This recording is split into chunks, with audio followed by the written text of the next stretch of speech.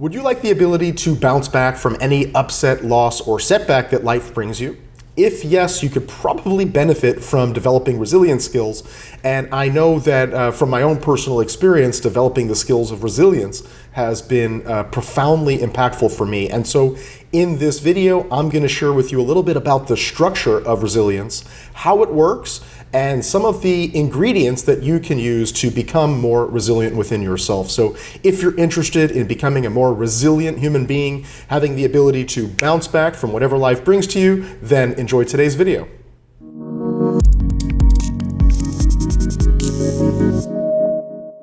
In my perspective, resilience is one of the most important skills that we can develop as human beings, because if one thing is true, if anything is true, it's that the things that happen to us in our life are out of our control, and some pretty potentially bad things can happen to us. We can lose loved ones, we can lose our finances, we can get injured, and there's a range of things that many people would frame as bad or hurtful.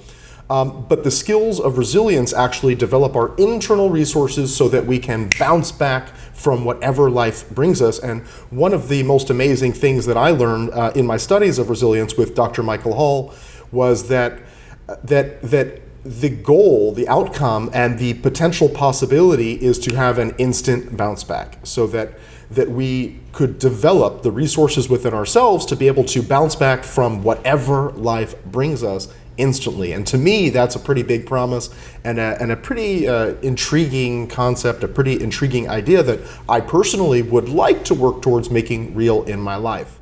So one of the cool things about resilience is that the structure of resilience, kind of the older model of resilience, is it starts with a setback.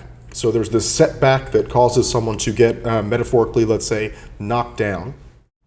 After the setback, there's this coping period where the person, you, me, whoever is facing that setback, is going through this coping period trying to develop the resources to cope with the setback. And once sufficient resources have been developed, we get into kind of the I'm back phase. If we break it down into a simple three-stage model, the setback, the knockdown or the setback, the coping phase, and then the I'm back. And that's the kind of old model of resilience. But one of the really cool things that I learned, again, in studying with Dr. Michael Hall, the structure of resilience, is that there's a way to bypass that whole coping process in the middle. And also an interesting thing about the coping process is once someone faces a setback, a knockdown, and depending on the severity of that setback, that after that, when you're in this coping process, is probably one of the worst times to have to kind of pull yourself up from your bootstraps and learn how to develop resources, because you're probably not in the best state. That's the whole idea behind coping with the initial thing that happened, the trauma, the setback, the knockdown, right? So one of the most amazing things that I noticed was that I learned, is that we can actually proactively prepare for setbacks, so that if we have the sufficient resources proactively built up within ourselves, that when the setback occurs, the coping phase is pretty much obsolete. It becomes unimportant, it becomes unnecessary, because you already had the resources before the setback, which then leads to this instant kind of bounce back, which is the goal, the promise, the hope that I'm talking to you here. And this really talks to the power of, first of all, proactivity, which is probably one of the most important resources in terms of being resilient, because you want to hopefully have this built into you before the setback, because that's a much better time when you're kind of in a calm, cool, stable environment to develop your resources, rather than when everything seems like it's disrupted, falling apart, and turbulent around you. And so we develop these resources proactively before the event actually happens, which then develops this instant bounce back in us.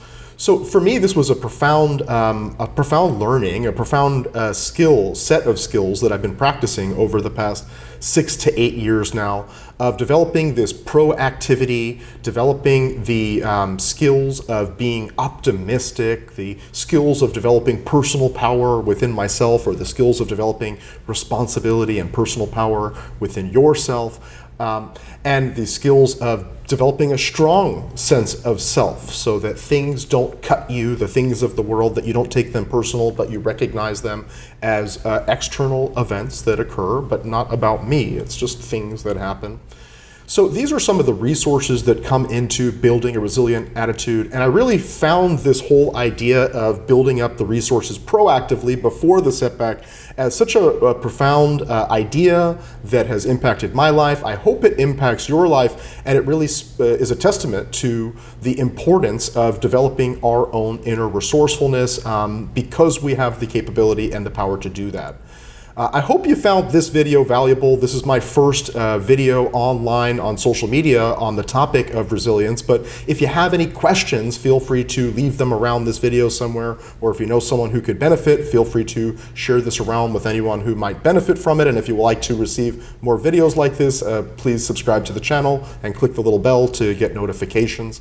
If you don't know me yet, my name is Jason Schneider. I'm the founder of the Perception Academy, and I work with coaches, leaders, and personal developers to unleash the highest and best of human potential using cutting-edge communication and psychological models such as neuro-linguistic programming and Neuro-Semantic. So I hope you found this video valuable, and I wish you an amazing journey of proactively developing your internal resources in order to be prepared for whatever life might bring you.